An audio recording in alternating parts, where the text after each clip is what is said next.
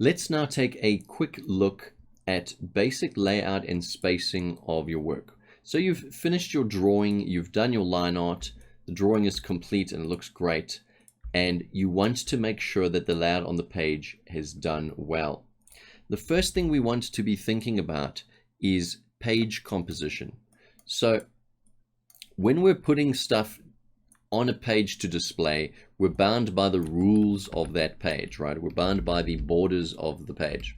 And this is called page-based composition, where the borders of the page are in fact an element of the design themselves as well, right? So when we're putting a single character on a page, or painting an environment painting or a landscape painting or doing a portrait painting, the actual borders of the page are actually part of the design as well. And so we want to use the negative space, we want to be thinking about the shapes of the negative space, and we want to try and design in this. Now, fortunately, there is a system called the rule of thirds that helps us easily lay out our content, our drawings, our paintings and whatnot in a logical fashion that is balanced, just following this simple rule. And you've probably seen this on your camera before, your phone camera. What it is essentially is a grid of 3 by 3 where the page is split equally into these 9 spaces. And what we want to focus on is these areas here, the intersecting points of these lines for our rule of thirds. Now, this of course depends on the type of composition you're going for. So a thirds-based composition would put the focal point of your character, usually their head, would try to keep the focal point of the character, your number one focal point, in one of these zones. So we're looking at a portrait orientation page here. And if we were going for a thirds-based composition, we would want to put this character, her name's Gwendia, we'd want to put Gwendia's head or focal points close to this number one, or in the area of this number one, or any of these, but at least one of them, right? We want the focal points to be at one point here. However, that's great. Perhaps you've got a character that fits in an L shape or something where that would make logical sense. But a lot of the times we're drawing our characters perhaps in a way where they're just a single character on the page. And so what we want to do is another type of composition, still using the rule of thirds though, called iconographic composition, where we try to keep the bulk of the character in the middle blocks, right?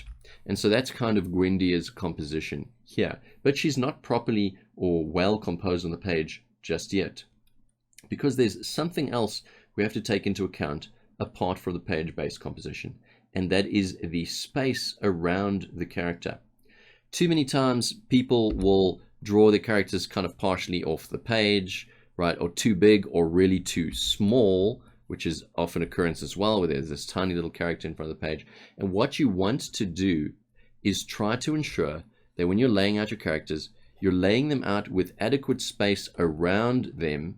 So kind of imagine them in a block, almost like this Photoshop block, for instance, where there's adequate space around them that will frame the character. All right, it's basically highlighting the character. The space is highlighting the character for the viewer. And it's making the viewer feel like things aren't going too crazy, that they've got space to contemplate the piece, that there's space around the character that is helping us focus on the elements of the character and not worrying about us reaching the ends of the page. Once again, remember, the borders of the page are in fact design elements of the page, and so is the spacing. It's a design element. So you want to see it as a thing that you want to try to use to enhance your piece. All right, and so here we've adjusted the spacing around Gwendia, and she looks much more evenly spaced now than she was before she was a little bit big. And then last but not least, you will want to probably put your signature or some kind of information on there, maybe the date and whatnot. And my advice here for you is try not to have your signature be too big or too small, and try to put it in a place that is not overly highlighted, or that is not overly in a focal point. For example, you don't really want to put I wouldn't want to put the signature here inside the loop of the hair braid, because the hair braid itself is creating a focal point out of the signature, and you want the signature to be seen, but it's not really part of the piece, right? So put it somewhere where it's kind of out of the way, but it can be near the piece, but somewhere where it's not going to necessarily be a focal point. I would avoid generally putting it just in the corners and things like that in these types of illustrations, right? Where it really is going to be more beneficial if it's closer to the piece like that, and it makes the piece look more complete and more professional. All right, and that is pretty much it for our layout, basic layout and spacing of our characters. We want to remember the rule of thirds composition, iconographic composition, keeping good spacing around our characters, and then also ensuring that our signatures are not becoming focal points in our piece, our signatures or our marks or what have you. And let me say one final thing. If you are posting your work online or digitally, I would certainly recommend putting your website down at the bottom of the page here. I'm just typing mine out here. And putting it somewhere on the page, because of course in today's digital world, we've got people downloading and sharing and saving to their hard drives and various things. And having your website address there, your link there, especially if you're looking for freelance work, you want to get noticed in the industry, whatever industry, the film industry or the game industry, it's good to have a website on there.